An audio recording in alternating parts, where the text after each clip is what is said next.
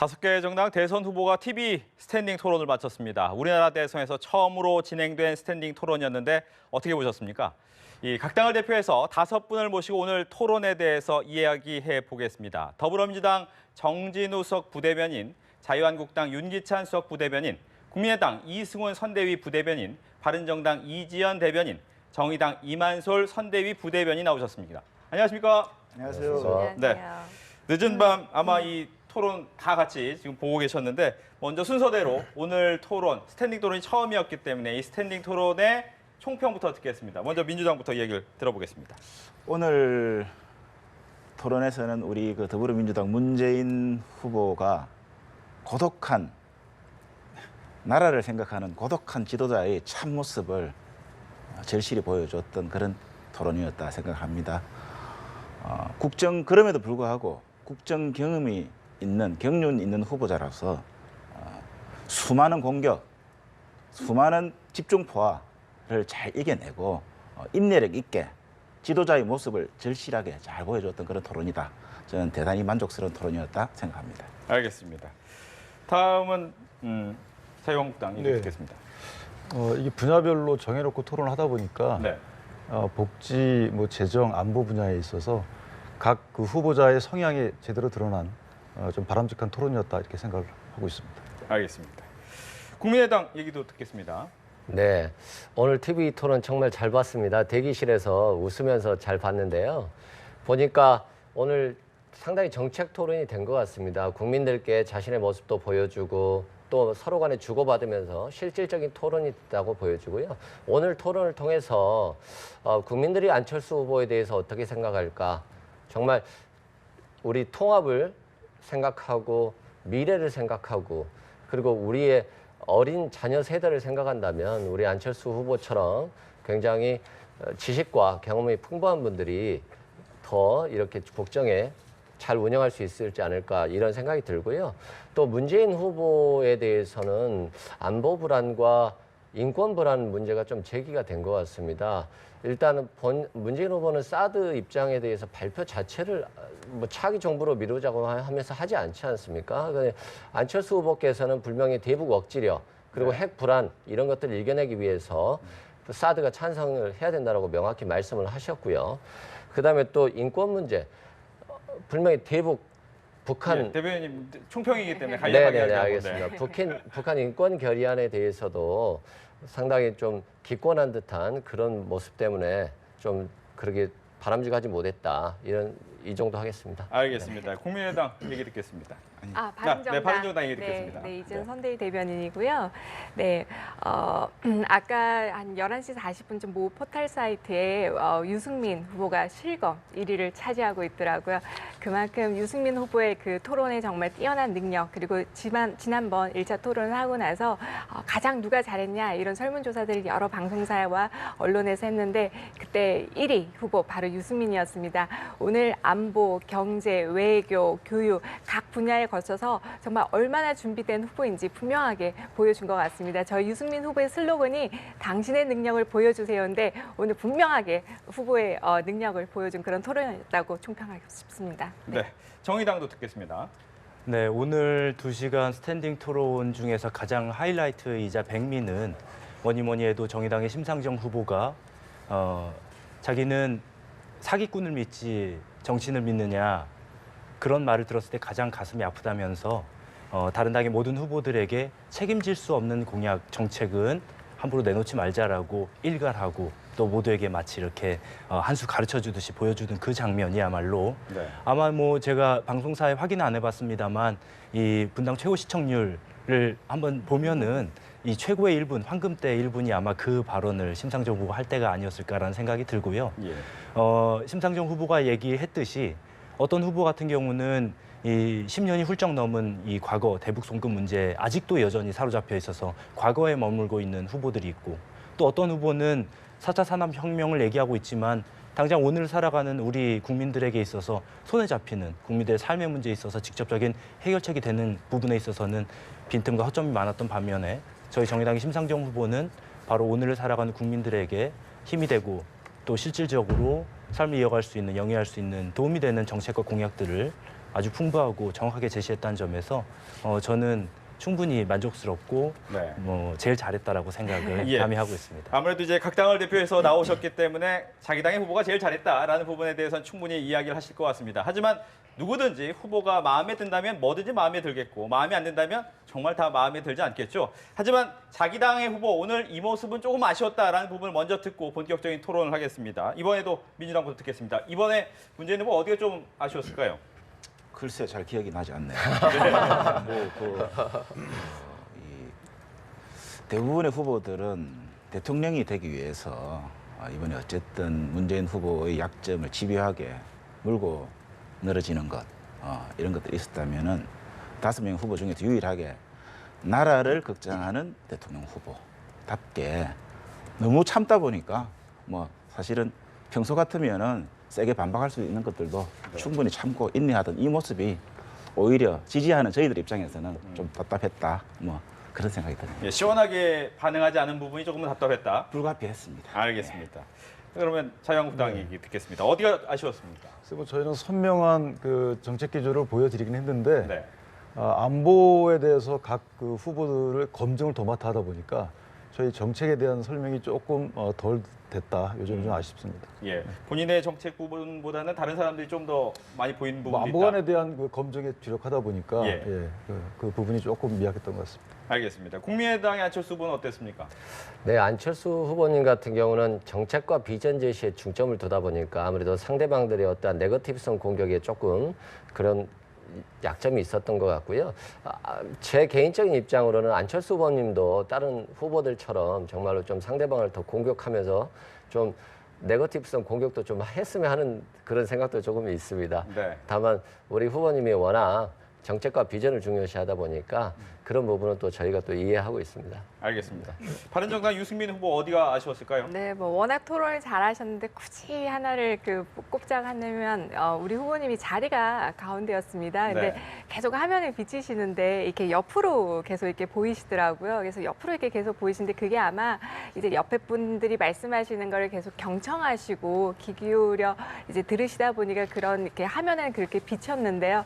근데 그게 바로 유승민 후보의 진정성입니다. 후보님은 어떤 말이든 또 어떤 분의 얘기든 낮은 자세로 항상 열심히 이렇게 참 들어주시는 그런 모습이 있는데 오늘 또 토론에서 그런 모습이 이렇게 보였다고 생각합니다. 네. 심상정 후보의 아쉬운 점도 듣겠습니다. 저는 뭐 내일 가서 혼날 각오로 네. 두 가지나 무려 꼽아보겠습니다. 첫째는 5명의 후보가 참여하는 토론이 이번이 이제 두 번째였죠. 근데 첫 토론이 끝나고 내부 평가에서 우리 후보가 말이 좀 빠르신 게 아닌가라는 평가가 좀 있었습니다. 그래서 이번에 이 스탠딩 토론에서는 좀 더 여유를 가지고 천천히 하셨으면 좋겠다라고 건의를 드렸는데 그런 부분이 좀 반영이 된 것 같습니다. 근데 아직도 조금만 더 말씀을 천천히 하셔서 좀 더 여유 있는 모습을 보여주셨으면 하는 바람이 있고 또 하나는 우리 심상정 후보가 5명의 후보 중에서 유일한 여성 후보이지 않습니까?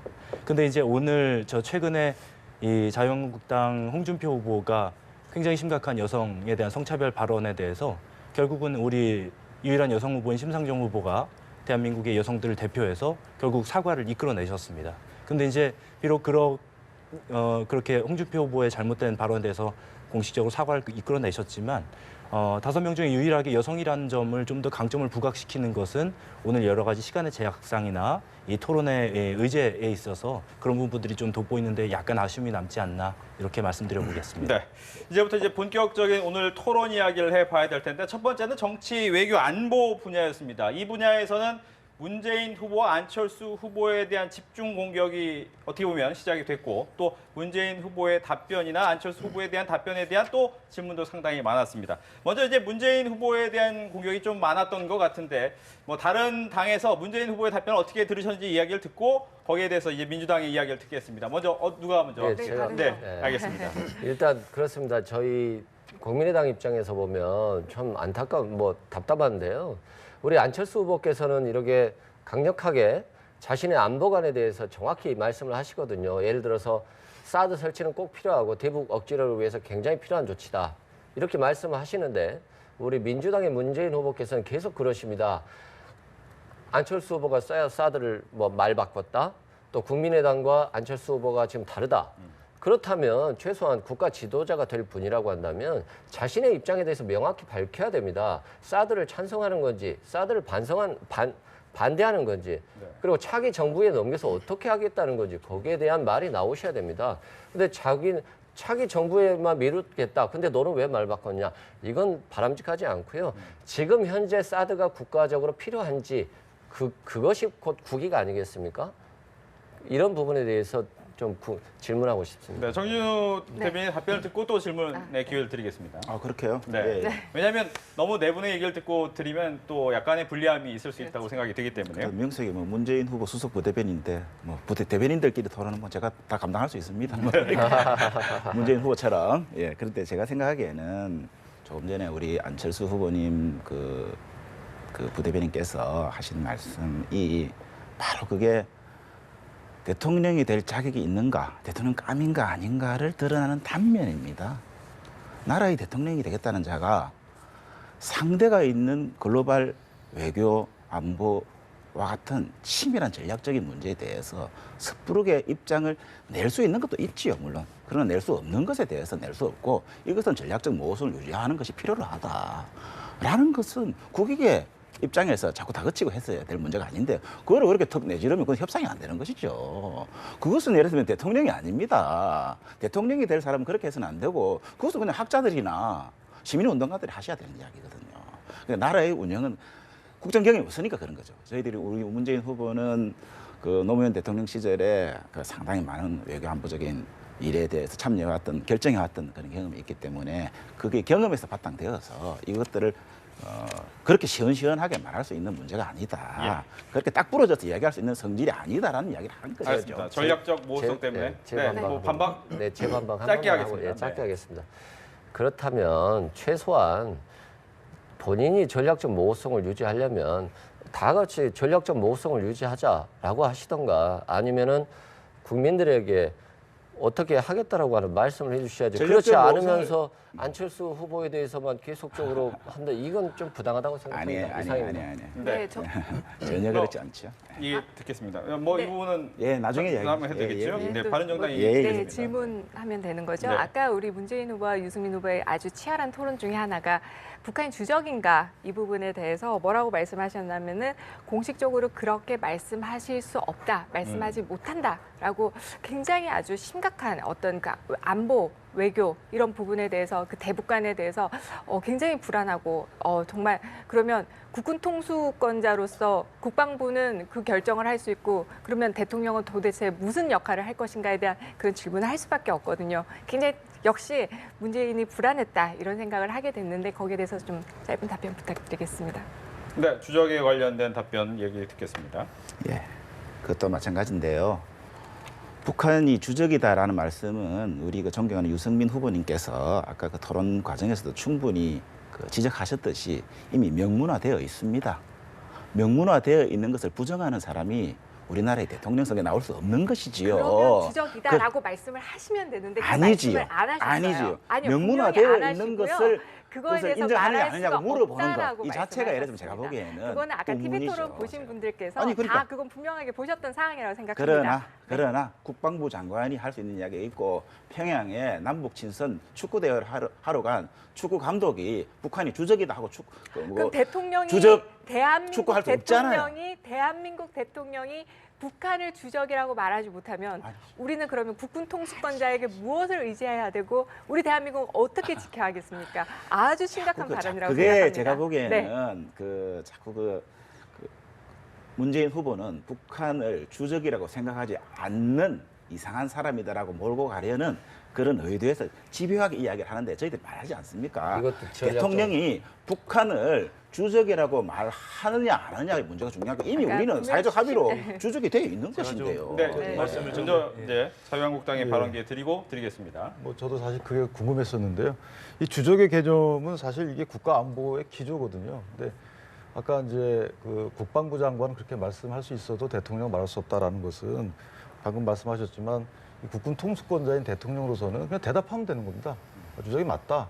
뭐 이 방송을 북한이 보고 있는지 모르겠는데 대통령이 되는 분 입장에서는 말씀하시면 되는 것이고 또 하나는 이제 사드는 말씀하셨으니까 제가 빼겠습니다만은 그 북한 인권 결의안에 대해서 입장을 또 안 밝히셨어요. 그 송민순 외교부 장관이 어떤 말을 했는데 어떻게 생각하냐 그랬더니 또 그 대답을 피해 가시더라고요. 이거 어떻습니까? 북한의 어떤 의중을 알아봤나요? 제가 보기에는 상당히 난독증이 있으신데 그 부분이 돼가지고 아까 홍준표 후보께서 그때의 회의록을 열어보면 되지 않겠느냐라고 말씀하셨죠. 그 회의록 이명박 정권, 박근혜 정권, 현 정부가 가지고 있다. 지금 집권 여당 했던 사람 당신들이 열어보면 되는 것이다. 아니 근데 그거 그걸 왜 지금 자꾸 열어보자고 항상 하느냐. 말씀하실 때 확인해봐라. 뭐 집권 여당이 없어요, 지금. 이렇게 말씀하시면 안 어쨌든요. 되죠. 예. 네. 확인하는 자리인데 이 자리가. 제가 좀 알겠습니다. 말씀을 드려야겠습니다. 추가적인 확인하라 이런 말씀하시면 안 돼요. 2시간이 넘는 그 생방송 토론에서 많은 국민들과 시청자들께서 뭐 아주 이 미래지향적이고 발전적인 토론도 보셨지만 주적 개념이라든지 과거에 이제 대북 송금 특검 문제라든지 이 과거에 사로잡혀서 미래로 나아가지 못하는 그 의제들 가지고 토론하는 거에 대해서 2시간 동안 시청자들이 이미 많이 좀 지쳐 계신데 여기 자리에서까지 그게 연장되는 거에 대해서는 좀 문제가 있다고 보고요. 저는 우리 국민의당에서 사드 문제 가지고 이 문재인 후보 측의 모호한 태도를 비판하시는데 네. 저는 국민의당이 그런 말씀을 하실 자격이 과연 있는지에 대해서 좀 굉장히 의문입니다. 왜냐하면 문재인 후보는 전략적 모호성, 전략적 신중함을 통해서 국민들에게 혼란을 주고 있다면 국민의당 안철수 후보는 이미 국민을 배신했습니다. 사드를 강력하게 반대한다고 얘기를 하다가 찬성으로 180도 입장이 돌아섰고요. 또 사드로 인해서 지금 삶의 터전을 송두리째 빼앗길 위기에 있는 우리 성주 국민들 앞에서 아주 열변을 토하시다가 거기에 대해서 단 한마디 사과 얘기 없으시고요. 또 대한민국에 있는 정말 수많은 이 중소상공인 자영업자들 거의 이미 사드가 대한민국에 배치도 안 됐는데 자영업자들에게는 이미 사드가 떨어졌습니다. 예. 그런 분들에게 국민의당이 책임 있는 태도를 취했는지에 대해서 저는 좀 과연 하실 말씀이 있는지 의문이 들고 또 하나는 우리 문재인 후보 쪽에도 좀 드리고 싶은 말씀이 제가 오늘 토론을 보면서 문재인 후보에게 수식어를 좀 붙여드리고 싶어요. if 문재인이라고 해서 뭐뭐 한다면, 뭐뭐 일하면 이 가정을 굉장히 많이 사용하셨습니다.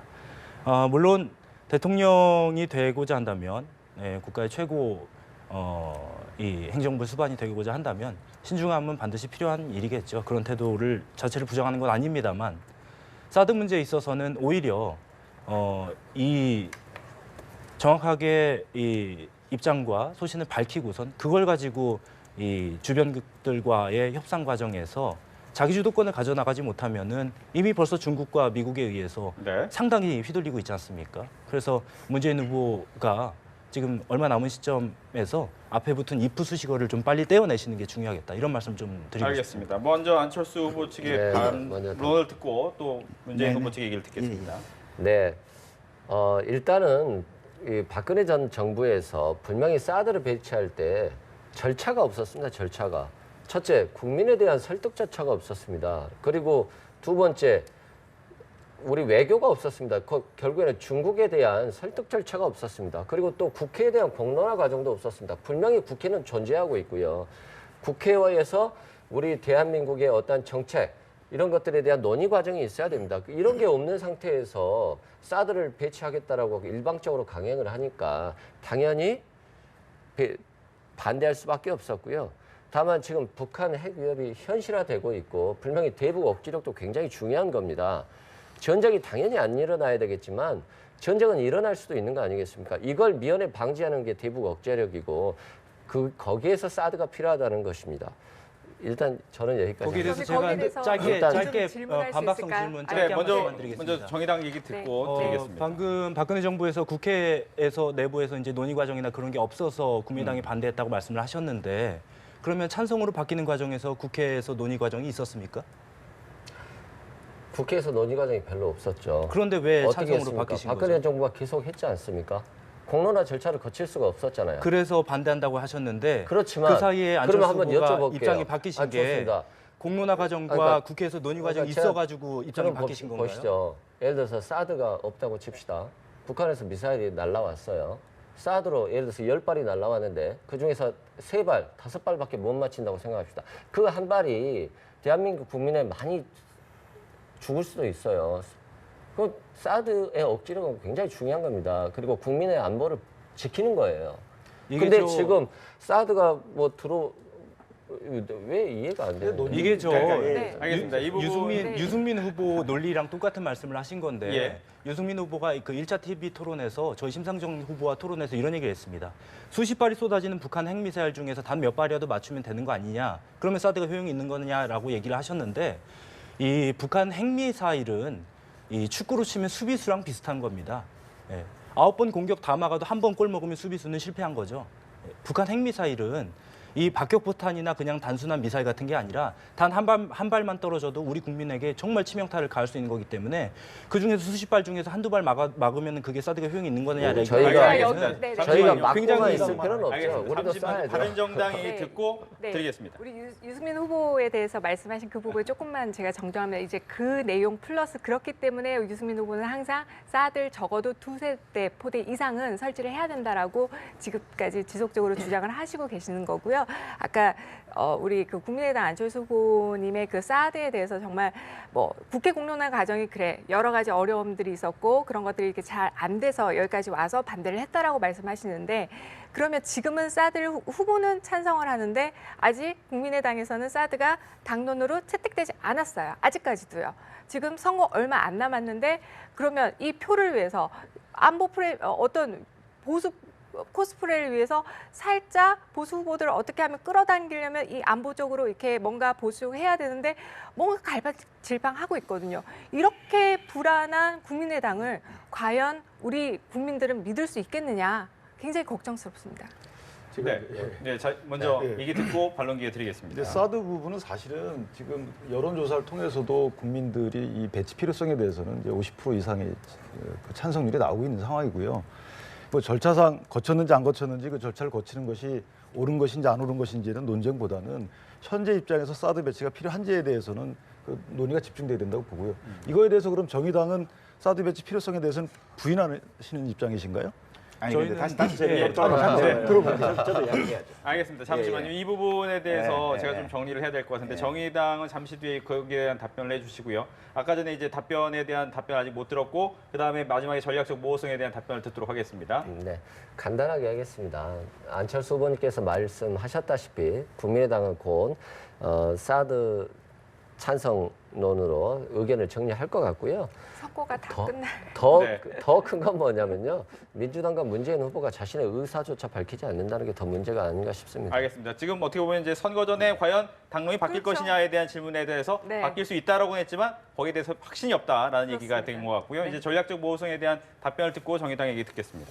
아니 그러니까 우리가 왜 입장이 없습니까? 일관되게 우리는 이것을 그 찬성이냐 반대냐라는 것을 미리 결정하고 국민들을 설득하는 과정, 풀어갈 수 있는 문제도 있겠으나 세상사에 그러나 그 반대로 결론을 유보한 상태에서 국민들의 의견을 수렴하고 최종적으로 국민적 대합의를 해야 된다. 중국과 미국과 다 함께 그 북한 문제와 일괄적인 합의를 해야 된다라는 것이 일관된 입장인데 그것이 왜 일관된 입장이 없다고 하시는지 잘 모르겠고요. 두 번째는 지금 여기서 말씀하시듯이 국민의당이나 바른정당이나 정의당이나 우리 자유한국당이나 이 사드 문제에 대해서 얼마나 첨예합니까? 여기 나와 있는 이분들도 첨예하다면 이렇게 중차대한 문제를 어떻게 한쪽 편을 듭니까?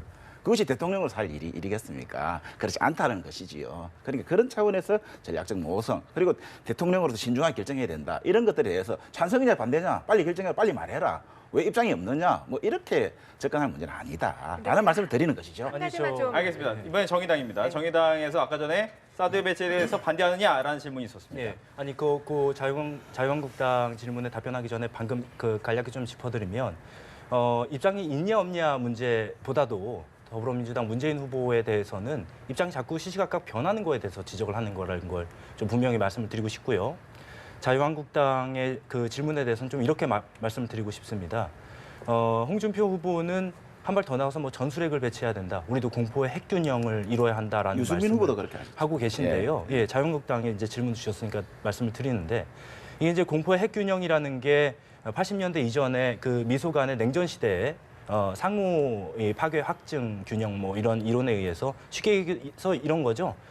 네가 쏘면 나도 쏘고 너도 죽고 나도 죽는다. 그래서 서로 두려워서 안 쏠 거다. 뭐 이런 거를 얘기하는 건데 지금 80년대 이전에 지금 벌써 시대가 한 세기가 넘어섰죠. 20세기에서 21세기가 넘어섰는데 80년대 이전에 아주 낡은 구닥다리 이 어떤 안보관, 냉전시대 안보관을 가지고 지금 전술핵 배치를 얘기하시는 거에 대해서는 좀 가당치도 않다라는 말씀을 드리고 싶고, 또 하나는 정의당이 사드 배치에 대해서 입장을 모르셨는데 저희는 단호하게 정의당 심상정 후보는 이 5명의 후보 중에서 유일하게 사드 배치에 대해서 일관되고 확고한 입장을 지속적으로 밝혀왔음을 말씀드립니다. 네, 거기에 대한 반론 예. 듣고 드리겠습니다. 예, 안보관이라는 것은 또 안보 상황이라는 것은 이게 이제 역사가 변하듯이 변해오는 거거든요. 그 당시에 그렇게 했다가 이제 저희 비핵화 추진해가지고 아까 말씀하신 대로 햇볕 정책도 피고 해서 이렇게 10년을 추진해 왔더니 변하지 않더라 이겁니다. 오히려 북한의 핵 위협이 강화되고 하기 때문에 그럼 이번엔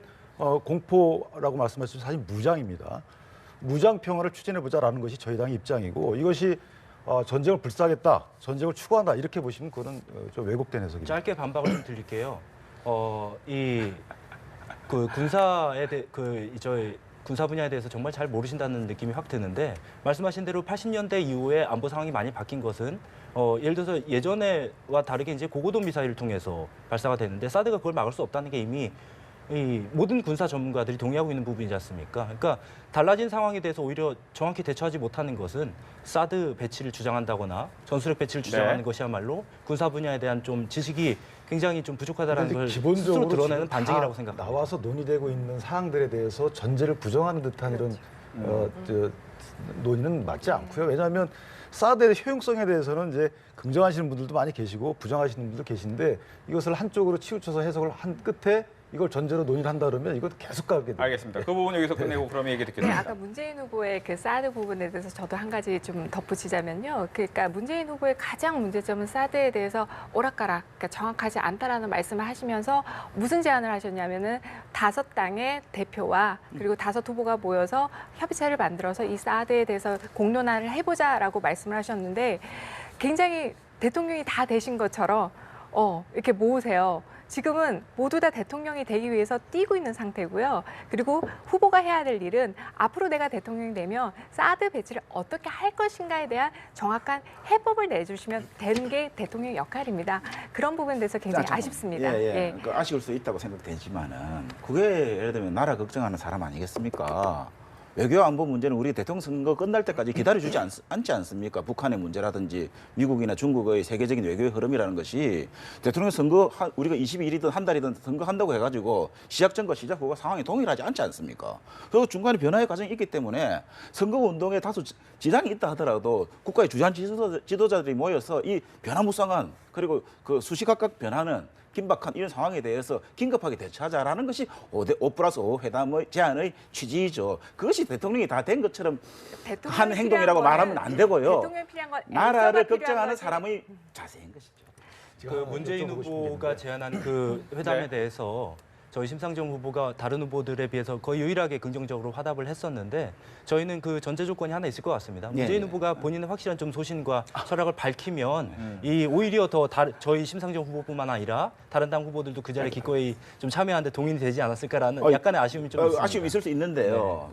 지금 보십시오. 지금 우리가 지금 이 1시간 토론하는 것 중에서 30분 가까이 사드 가지고 지금 이야기하고 있지 않습니까? 우리 국내에 있는 정치 세력과 국민들 사이에서도 이렇게 이론과 여러 가지 의견이 다름이 있는데, 여기에 북한 집어넣어야 되죠. 중국 들어가야 되죠. 미국 들어가야 되죠. 일본 들어가야 되고 러시아 들어가야 되고, 이 많은 변수들 다 집어넣는 이것들 어떻게 그렇게 일도 양단으로 결정할 수 있겠습니까? 네. 저희들의 말은 그 말입니다. 확인만 좀 하겠습니다. 아까 저 문재인 후보님 말씀 중에 그 대북 송금에 대해서 이게 통치행위적 결단이다. 그러니까 통치행위적 결단이기 때문에 다소 그 과정이 실정법 위반이 있다 하더라도 표현은 그렇게 하지 않으셨지만 뉘앙스가 그 대수냐라는 취지의 발언을 하셨어요. 이게 지금 문재인 후보님의 그 어떤 그 법치를 보는 관점이신가요? 그런데 그래서 통치 행위이기 때문에 실정법을 위반해도 무시해도 된다 하여서 처벌하지 않았으면, 방금 그런 질문이 성립하지만 박지원 대표 감옥 가시지 않습니까? 통치 행위이기 때문에 부득이 했다. 그러나 실정법 위반이 있는 부분에 대해서는 법적 처벌을 받았다. 그것이 문재인 통치행위를 그 민정수석 시절에 했던 이야기 아닙니까? 통치행위를 인정하시는 입장이신가요? 그렇죠. 예, 그래서 그럼요. 알겠습니다. 더 이상 여기에 대한 내용이 없으면 다음으로 넘어가도록 하겠습니다. 말씀하신 것처럼 2시간 토론에서 약 1시간 정도가 이렇게 정치, 외교, 안보 분야에 대해서 집중했는데 저희 역시도 약 30분 정도, 절반가량이 여기에 대해서 토론이 되었습니다. 다음으로 넘어가면 바로 교육, 경제, 사회, 문화 분야였습니다. 이 부분에 대한 얘기를 좀 해봐야 될 텐데 보니까 이제 처음 시작하자마자 문재인 후보, 안철수 후보의 공방이 시작됐습니다. 바로 이제 문화에서 자신을 반대하는 부분에 대한 사람들에 대한 문자 폭탄에 대한 얘기가 있었고 거기에 대해서 반론도 있었는데 이 부분 뭐또 좀 얘기를 해줘. 이 부분 어떻게 들으셨습니까? 저는 그 문화가 아니고요. 그 적폐 세력에 대해서 그 문재인 후보께서 안철수 후보가 어떻게 적폐 세력과 연대해서 집권을 하려고 하는 듯한 모습을 보이느냐에 대한 비판에 대해서 역으로 우리 안철수 후보 측은 나는 적폐 세력과 연대하는 것이 아니다.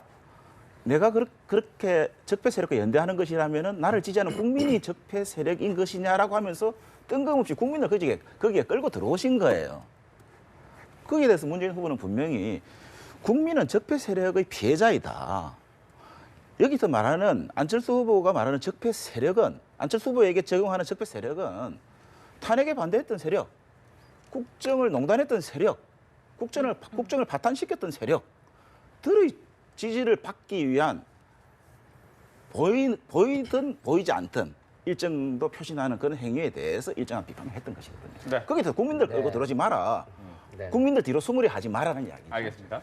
네, 안희정 후보를 지지했던 분들이 있지 않습니까? 이 분들이 많이 안철수 후보를 지지했습니다. 이럴 때 안철수 후보의 지지도가 높아지니까 적폐 세력의 지원을 받고 있다고 했습니다. 적폐 세력이 만약 문재인 후보 측에서 얘기하는 정말로 국정농단 세력이라고 한다면 국정농단 세력이 무슨 힘으로 국민 전체 유권자의 한 20%를 바꿀 수 있겠습니까? 그건 불가능하다고 생각합니다. 그리고 이 적폐청산이라고 하는 문제는 안희정과 문재인 후보가 경선 때 적폐청산이냐 국가의 대연정이냐 이 논리로 적폐 세력과는 같이 할 수 없는데 왜 너는 대연정하자는 거 아니겠습니까? 그런데 안철수 후보의 많은 지지자들이 안희정 후보 지지자에서 안철수 후보로 왔지 않습니까? 그런데 이걸 가지고 지금 적폐 세력이 지원을 받고 있다고 한다면 도대체 적폐 세력 누가 안철수 후보를 지지한다는 말까지 나와야지 맞는 거죠. 국민들이 많이 지지한다라고 해서 근거 없이 적폐 세력의 지원을 받고 있다. 이거 자체가 큰 문제고요. 국민을 가지고. 네, 그리고 또 마찬가지입니다. 분명히 18원 문자 폭탄, 그리고 18원의 후원금, 그다음에 문자 폭탄, 박영선 의원도 그러지 않았습니까? 문자 폭탄 엄청 욕설까지 포함된 문자 폭탄 받았다. 그리고 안희정 후보도 그랬지 않습니까? 질릴 정도로 힘들다, 질리다 이런 표현 쓰지 않았습니까? 문재인 후보는 본인이 안 했다라고 하고 있지만 문재인을 지지하는 지지자들이 또 그렇게 많이 극성 지지자들이 그 상대 후보에 대해서 그렇게 공격을 하고 있지 않습니까? 이런 부분에 대해서 문재인 후보가 더 나서서 네거티브 하지 말자. 정말 공정한 우리 정책 선거 하자 이렇게 나와야 되는 게 맞지 않나 싶습니다. 내가 안 했는데 이건 바람직한 정치 지도자의 자세가 아니라고 생각합니다. 예, 반론 듣겠습니다. 문재인 후보는 일관되게 정치적 견해가 다르다고 하여서 그분들에게 비판을 하는 것은 자유로운 민주 시민으로서의 역할을 할 수 있는 것이지만 거기에 대해서 욕설이나 과도한 예를 들면 비난의 그런 자제하시는 게 좋겠다라고 일관되게 얘기를 했습니다. 아니 근데 그런 문자 폭탄이나 문자 테러를 했던 분들도 우리 다 국민들입니다. 그분들도 사실은 안철수 후보도 지지를 받고 싶어하는 유권자의 한 분들입니다. 문자 테러를 한 정치적 위상이 국민이라고 그것밖에 하시면 안 됩니까? 되죠. 문자 테러를 하신 분들을 국민이라고 하시면 안 돼요. 그분들 국민이 아니에요? 문자 그것이 테러를 왜 국민이 문자 했다고 하면 안 테러입니까? 되죠. 왜 테러입니까? 그것이 다시 본- 이거 본- 정면으로 본인께- 본인께서 말씀하셨잖아요. 정면을 문자 테러라고. 이야기해 볼까요? 그게 왜 문자 테러죠? 그분들은 문자 하나 보냅니다. 받는 사람이 수백 통, 수천 통 받는 것입니다. 우리 오늘 정치인들은 그러지 선거 때 않았습니까? 유권자들이 원하지 않는 수많은 문자 메시지를 받습니다. 장영달 공동선거대책위원장이 그런데 그 사람들은 오로지 한번 보내는 더불어희망 거예요. 포럼에서 안철수 후보에게 부정적인 그런 문자들을 유포하라. 이게 세계일보에서 밝혀졌지 않습니까? 그런데 마치 국민이 테러자다? 이건 부당하다고 생각하고요. 분명히 더불어희망 포럼과 같은 굉장히 이런 문캠의 어떤 지지자들 모인 그런 방, 그 방에서 지속적으로 유포하라고 지시까지 내리고 있는데 이걸 갖다가 국민이 테러다 이건 부적절하다고 생각합니다. 알겠습니다. 이 부분 여기서 마치도록 하겠고요. 그렇다면 이제 홍준표 후보 측이 어떻게 보면 이제 문재인 후보와의 날선 대결을 좀 했습니다. 특히 책임 공방이 계속 나왔고 그 전부터 이제 10분만이면 문재인 후보를 제압할 수 있다라는 부분이 오랫동안 얘기가 되어 왔는데 오늘 토론에서는 어땠습니까? 그래서 뭐 아까 저 주적 개념은 이미 말씀을 드렸고, 네. 그러니까 지금 그 대통령을 예측을 담당하실 분이 또 안보관이나 이런 부분에 대해서는 입장을 정확히 밝히지 않으셨다고 저는 보이고요. 어떤 문제 제기를 하게 되면 그에 대해서 답을 정확히 해주셔야 되는데 확인해봐라, 뭐 어디에 표현되어 있다, 찾아봐라 이런 식의 답변은 일관되게 그렇게 하셨다고 저는 기억이 됩니다. 이런 식의 답변은 그 해당 토론장에서 어떤 확인을 해줄 수 있는 것임에도 불구하고 또는 입장평 분명히 해주셔야죠. 예를 들면 그럼 사퇴하겠다. 이제 홍준표 대표 후보가 예를 들어서 그러면 아니면 내가 사퇴할 테니까 맞다면 후보님께 사퇴해라. 이렇게 되면 입장평을 해주셔야죠. 이런 정확한 입장 표명이 없었다는 것은 홍준표 후보가 얘기했듯이 제압한 게 아닌가 이런 생각을 하고 있습니다. 네. 10분 만에 제압한다 해서 뭔가 뭐 비밀병기라도 있는 줄 알았습니다. 무슨 예상치 못한 어떤 그 신무기를 들고 와가지고 공격을 한다든지 이래서 수비할 틈을 안 주고 이렇게 공격해야 그냥 10분 만에 제압당할 건데 이것은 역시나 예상됐던 매일 하던 소리 뭐 색깔론이 어떻고 뭐 막말하고 뭐 그런 거 하다 보니까 뭐 방어할 것도 없이 그냥 뭐 무기도 아니었죠 사실은. 그러니까 10분 만에 제압이 안 된 거죠. 사실은 뭐. 예상하지 못한 질문을 던졌을 때는 답변을 못하는 것에 대해 이해를 합니다. 그런데 늘 본인에 대해서 공격이 있었던 거, 의혹이 있었던 거, 불안하게 제기됐던 문제들에 대한 답변도 여지까지 명확히 하지 못하고 계십니다. 이거 문제 아닙니까? 이게 말입니다. 지난번에 세탁기 이야기 나와가지고 제가 그때 마치고 나서 이거 참 우리가 토론이 지금 뜨겁기 때문에 조금 재미있게 이야기를 드린다면 세탁기 이야기 나왔을 때 이런저런 말씀했는데 저도 꼭 하고 싶은 말씀이 있었어요. 세탁기에 들어갔다 나왔다, 삼성 세탁기에 들어갔다 나왔다 말씀하셨는데 그 세제가 없었어요. 세제가 없이 그냥 물빨래만 하고 나오신 것 같아요. 내가 보기에는. 아니면은 표백제가 없었어요. 섬유유연제 한 스푼하고 표백제 한 스푼하고 집어넣어야 되는데 잘못해서 섬유유연제만 2스푼 넣고 표백제는 안 넣어가지고 깨끗해지진 않고 근데 흐느흐느흐느 해졌다가 이런 생각밖에 안 적절치 들더라고요. 않고요. 지금 뭐 이쯤 하면 막 가자는 거죠. 그런 말씀하시면 안 되고 그 당시 세탁기 발언했던 부분은 사실 비유 표현이었고요. 이 비유 표현을 받는 분들이 다소 이제 그런 쪽으로 유도가 됐던 것인데 지금 말씀이 좀 수위가 지나치신 것 같고요. 그 부분은. 알겠습니다. 홍준표 후보가 가장 막말 많이 하시는 분인데 뭘 그걸 비유가 가지고 지나치고 적절치 않은 거는 사실 애초에 대한민국을 세탁기에 넣고 돌리겠다 이게 그렇죠. 대통령 후보자가 나와서 할 적반하장이죠. 말이 전혀 아니었는데 애초에 홍 후보가 그런 좀 과격하고 국민들로 보면 어떻게 아니 뭐 국민들 다 잡아다가 사상 검증하고 옛날에 뭐 삼천교육대 보내듯이 다 하겠다는 건가 뭐 이런 식으로 겁박을 주는 것처럼 이렇게 얘기했기 때문에 애초에 부적절했던 건 홍준표 후보의 발언 자체가 부적절했고 그 이후에 그거를 좀 별로 이해하는 생산적이지 분들이 못한 비유들이 예를 자꾸 들어서 파생되는 달리 게 이해하시는 분들 많이 애초에 있고요. 원인이 그 어디인지를 부분은 좀 사실 스스로 뭐 생각을 해보셔야 될 것 논쟁할 같아요. 거리는 안 됩니다. 세탁기에 놓고 돌리자 그러면 더러운 걸 빨자는 의미지 그것이 무슨 사성검증까지 나가는 거 너무 나가신 것 같고요. 근데 그 국민들을 저희도- 전부 다 더럽다 소린가요? 국민들 전부 다 넣어야 된다 했잖아요. 그러니까 홍준표 후보님께서 사실 처음에 시작하실 때 이제 후보 등록하시고는 굉장히 이제 그 사이다 발언 같은 것들 이렇게 많이 하셔가지고 국민들이 속이 시원했던 부분들도 어쩌 보면 있었던 것 같은데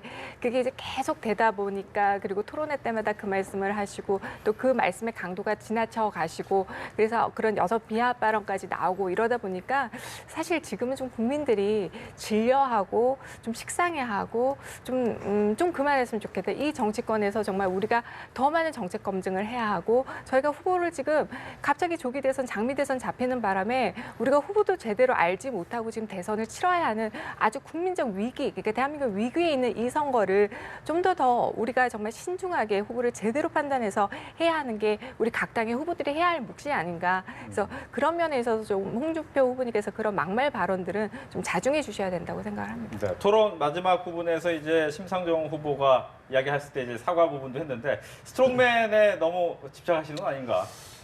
글쎄 뭐 스트롱맨의 의미가 이제 본인의 어떤 정치적 성향을 네. 강하게 고집한다는 의미입니다. 뭐 강하게 표현하거나 강한 드라이브 건다 이런 소리가 아니고 본인의 성향 자체를 고집하겠다 이런 의미의 스트롱맨이고요. 그 여성 관련 발언 나오게 된 경위를 떠나서 아까 사과를 하셨으니까 그 부분은 이제 논의 대상에서 좀 제외했으면 좋겠고요.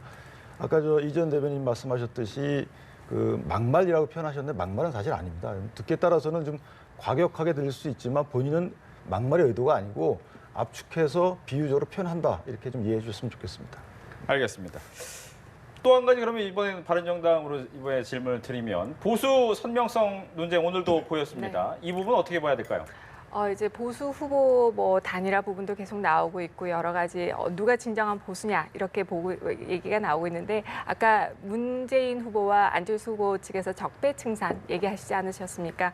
바른정당은 정말 그 적폐청산을 위해서 새롭게 정말 보수의 새 희망이 되고자 만든 그런 정당입니다. 그 정당의 후보가 바로 유승민 후보고요. 그래서 반드시 뭐 여러 가지 지지율로 뭐 국민들이 걱정들도 많이 하시고 그렇지만 지금 약간 기현상을 보이고 있다고 생각합니다. 안철수와 문재인 후보가 여러 가지 이게 그 여론조사 뭐 공표되고 있는 여론조사들을 보면 한 80%를 차지한다라고 이렇게 지금은 나오고 있는데 분명히 대한민국의 보수가 그런 많은 숫자가 있습니다. 어느 역대 선거에서 항상 그런 표를 보여왔었고요. 그래서 그게 샤이 보수가 됐든 응답하지 않고 있는 보수가 됐든 화가 나 있는 보수가 됐든 그 보수들이 이제 선거일이 다가오면 다가올수록 바른 판단을 반드시 하게 될 거라고 저희는 보고 있습니다. 네, 자유한국당에서는 어떻게 보셨습니까? 예, 뭐 새로운 보수라고 이제 말씀하셨는데 사실 새로운 보수는 없습니다. 네. 보수는 늘 똑같고 보수의 가치는 늘 똑같습니다. 다만 시대적 상황에 따라서 역할이 다를 뿐입니다. 예를 들면 보수의 가치가 온고지신인데 사회의 좋은 점을 계속 발전 유지시키지만 나쁜 점을 개선해 나가는 게 보수의 가치라고 생각을 합니다. 현재 보수의 가치는 모든 이익단체들이 각자들의 이익을 취할 때 가장 마지막 남는 것이 서민입니다. 이 서민을 이제 보수가 껴안아서 공동체를 유지시키자. 이게 시대적 과제다. 이렇게 저희는 판단하고 있는 것입니다. 네, 안철수 후보 측은 보수의 표를 위해서 어떻게 보면 국민의당 이름도 없는 거 아니냐 포스터에 뭐 이런 얘기 지적도 나오긴 했어요. 이 부분에 대한 얘기도 함께 듣겠습니다. 네, 국민의당이나 뭐 안철수 후보가 보수표를 얻기 위해서 이런다 이런 건 아닌 것 같고요. 보수표를 얻는다고 하면 얻으려고 하는 목적으로 한다면 선거에서 승리하기 어렵다고 생각합니다. 정말 국익을 생각하고 나라를 위해서 어떤 정책을 펼 것이냐 이런 방향으로 가야 되는 것이지 보수표를 얻기 위해서 어떤 정책을 결정한다 이건 바람직하지 않다고 생각하고요. 안철수 후보님도 그렇지 않으십니다. 그리고 포스터 문제는 그렇습니다. 변화한다는 것이죠. 우리 이제까지 20년, 30년 동안 이런 포스터 본 적이 있습니까? 새로운 포스터입니다. 이 지도자의 문제입니다.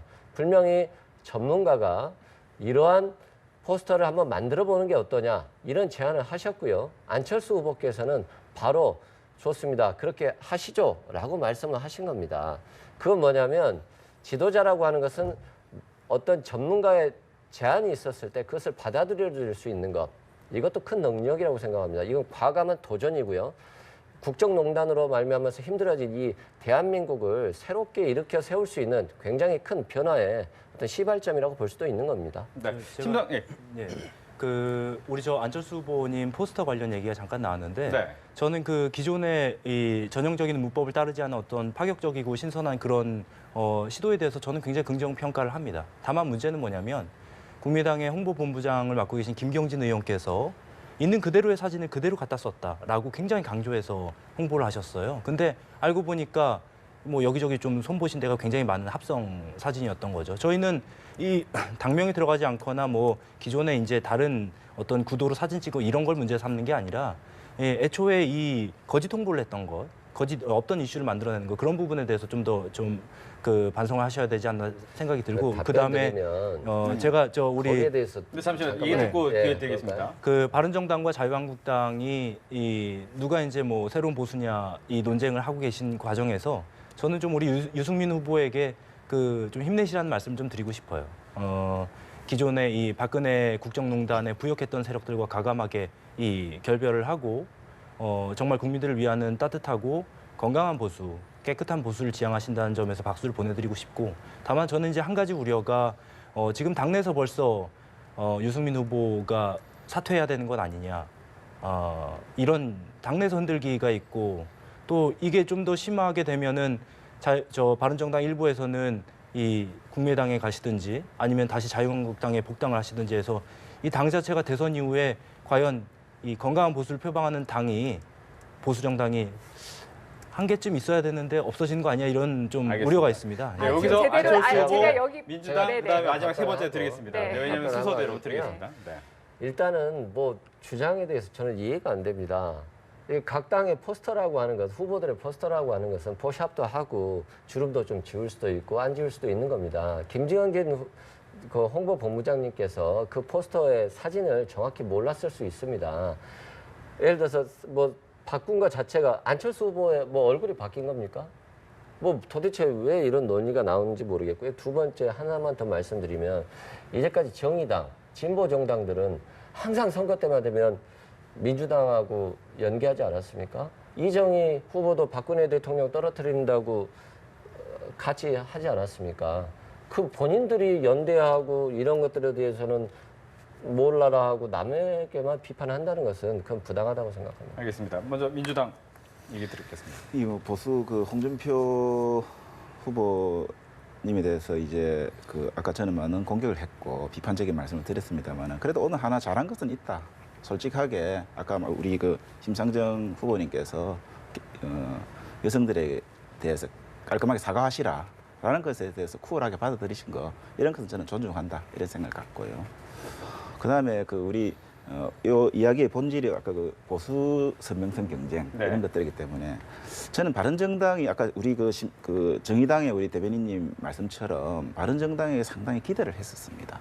그래서 이제 우리 한국 사회도 드디어 신보수의 시대가 오기를 바란다. 새는 좌우의 날개로 난다. 그런 것처럼 진보 개혁 진영이 혁신해야 되는 것처럼 보수도 새롭게 거듭나야 된다.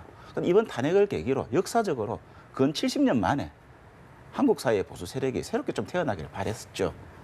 그럼에도 불구하고 지금 유승민 후보의 낮은 지지율이 반증하듯이 유승민 후보를 비롯한 바른정당은 신보수의 깃발을 드는데 저는 실패했다. 안타깝지만 대단히 안타깝습니다. 바른정당이 잘 되는 것이 신보수가 태동하는 것이 우리 한국 전체 한국의 반이 바뀌는 것입니다. 우리 사회가 보수 세력이 한 50% 있고 진보 개혁 세력이 한 50% 있다면 보수 진영이 바뀌는 것이 우리나라의 반이 바뀌는 겁니다. 그것은 저희들 진보 진영이 할 수 있는 문제가 아니라 보수 세력들이 스스로 혁신해야 되는 것이지요. 네. 그런데도 불구하고 끊임없이 냉전적 남북 문제, 냉전적 의식 이런 것들에 대해서 전혀 빠져나오지 못하고 있다. 이것이 결정적으로 네. 신보수 출현을 가로막고 있는 스스로의 자업자득이다. 알겠습니다. 바른정당 얘기 네, 듣겠습니다. 우리 양쪽 그 대변인께서 저에게 너무 좋은 기회에 질문들을 주셔가지고 감사합니다. 뭐냐면은 아까 그 정의당에서 말씀하셨는데 뭐 사태 그런 부분 얘기하셨는데 오기 직전에 우리 당의 주호영 대표님께서 그런 인터뷰를 하신 걸 제가 기사를 읽고 왔는데 그런 일 절대 없고 우린 다 함께 끝까지 갈 것이다 분명히 말씀하셨습니다. 그렇게 당내 분란에 힘내시기 바랍니다. 대해서는 네, 화이팅입니다. 당내 분란의 일부 그분들도 개인적 사견이었다고 분명히 말씀하셨기 때문에 그런 일은 절대 없고요. 두 번째 말씀드리고 싶은 것은 저희가 보수가 앞으로 안 보였다. 우리가 신보수의 새로운 기대를 걸었는데 생각보다 낮은 지지율이었다라고 말씀을 하시지만 뭐 지금 지지율상으로는 그렇지만 여러 가지 사회 현상적으로 그럴 수밖에 없었던 상황이 이 탄핵이라는 너무 큰 프레임 엄블렐레 이 안에 들어가 있다 보니까 국민들이 보질 않고 있는 겁니다. 국민들이 다른 진보 세력만 보고 있고 보수 세력만 보고 있기 때문에 국민들이 듣질 않고 있습니다. 그렇지만 저희들의 바른정당 그리고 우리 유승민 후보는 이 대선 이 기간 동안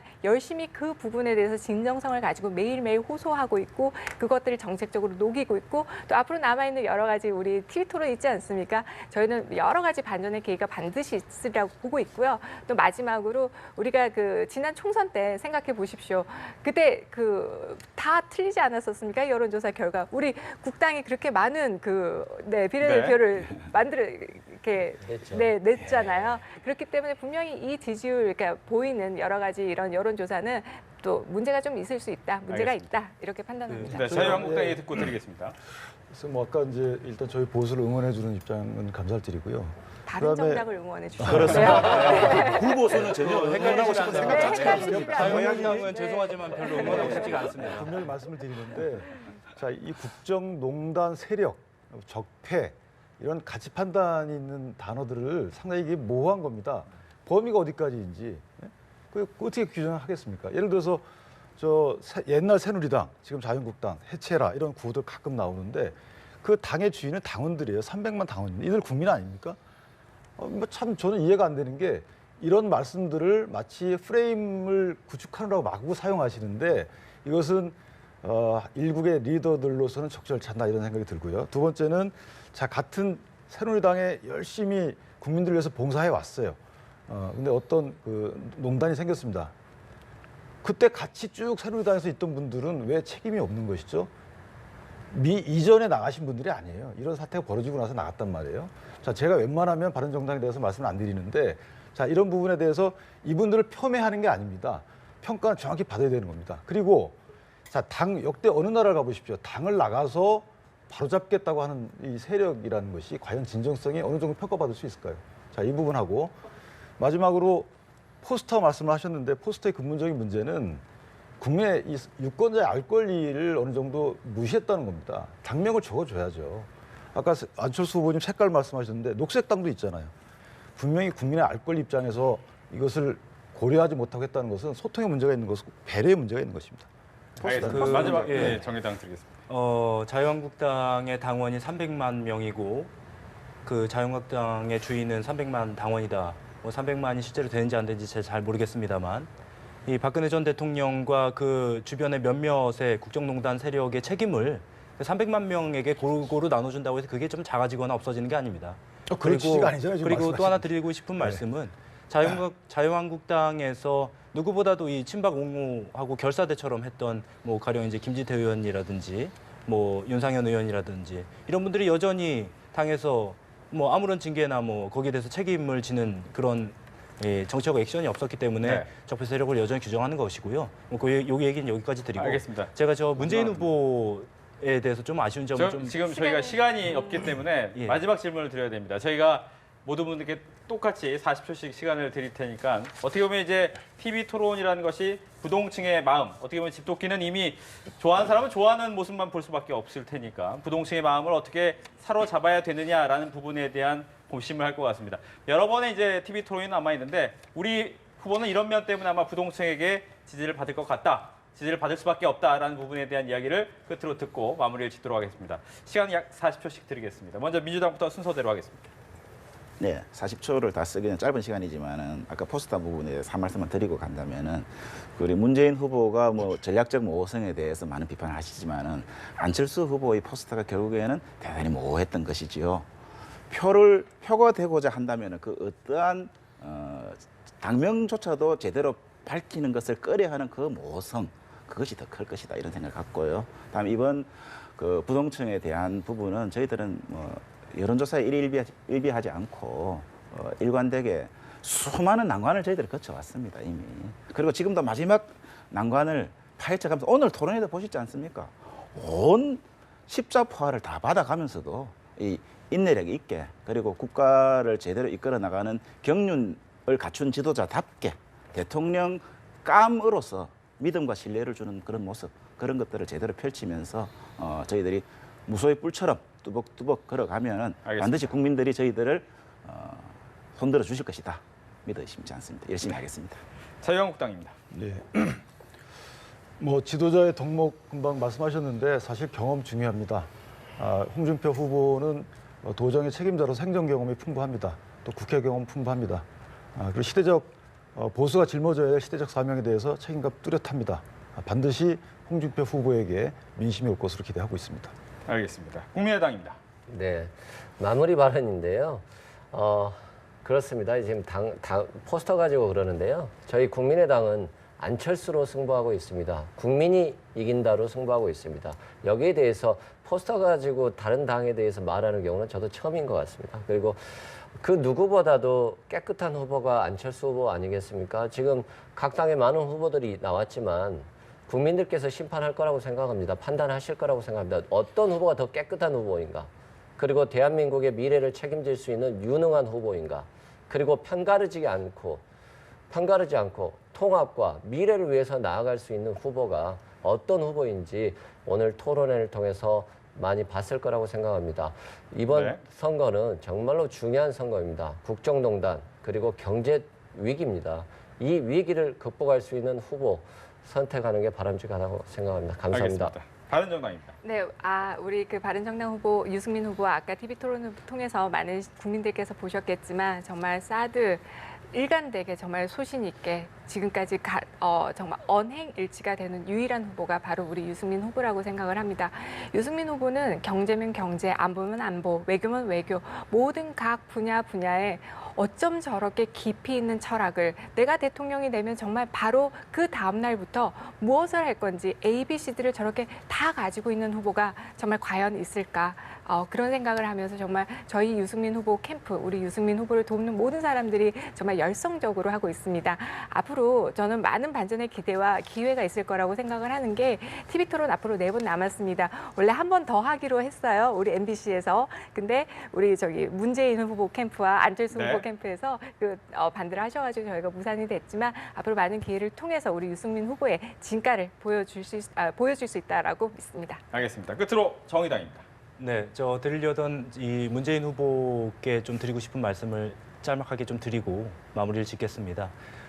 민주정부 10년 동안에 특히 노동 문제에 있어서 많은 국민들 비정규직 문제에 대해서 힘겨워하던 부분에 대해서 문재인 후보께서 말씀은 집권을 하게 되면 대통령이 되면 그런 문제를 적극적으로 해결하겠다고 말씀하시지만 가령 아주 구체적인 문제에 있어서 특히 이제 비정규직 사용 사유 제한 부분에 있어서는 여전히 if 문재인 전략적 모호함을 취하고 계시거든요. 그런 부분에 대해서 좀 더 확고하고 개혁적인 모습을 드러내 주시길 부탁을 드리고요. 저는 이 말씀을 좀 끝으로 마무리를 드리고 싶습니다. 원래 우리가 12월에 치른 대선을 5월에 하게 되는 것은 조기 대선은 국민들께서 열어주신 이 촛불 개혁으로 이 대선을 마무리 지으라는 국민들의 준엄한 명령으로 인해서 이번에 대선이 당겨져 열리는 거지 않습니까? 네. 그렇기 때문에 이번 대선에서 자꾸 이 과거를 회귀하는 그런 구태 경쟁이 아니라 저희 정의당 심상정 후보와 함께 특히 문재인 후보, 안철수 후보께서 개혁 경쟁에 나서 주시기를 부탁을 드리고요. 알겠습니다. 가장 사회 모든 전 분야에 있어서 일관되고 선명한 개혁적 입장을 보이는 심상정 후보에게 많은 국민들께서 더욱더 큰 지지를 보내주실 것으로 부탁드리고 믿어 의심치 않습니다. 알겠습니다. 어제였죠. 이제 시간이 벌써 12시가 넘었기 때문에 어제 있었던 KBS 대선 후보 초청 토론 이후에 5분을 모시고 토론을 해봤습니다. 역시 화면에서도 KBS 대선 후보 토론의 화면도 사용했다는 것을 말씀을 드리겠고요. 늦은 밤까지 함께 이야기해 주셔서 고맙습니다. 네, 저희는 여기서 마치겠습니다. 잠시 후에 이어진 뉴스도 많은 시청 바라겠습니다. 네, 수고하셨습니다.